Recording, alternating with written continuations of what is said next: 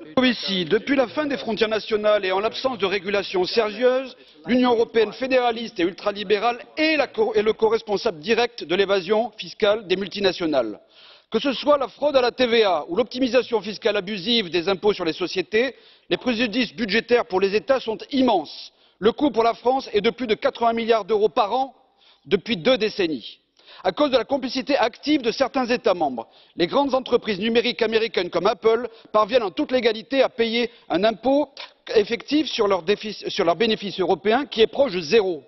Les profits réalisés dans toute l'Union européenne sont en effet réaffectés à des maisons mères, notamment en Irlande ou au Luxembourg, où ils sont soumis à une imposition insignifiante avant leur départ définitif pour les paradis fiscaux.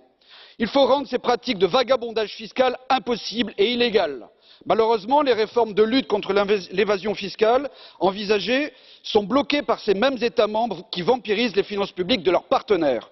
La solution politique efficace est donc que la France et les autres États victimes de l'évasion fiscale concluent d'urgence un accord intergouvernemental. Il s'agira de forcer les États membres non coopératifs à accepter que la base fiscale des multinationales soit réaffectée pays par pays, là où l'activité et les profits sont véritablement créés.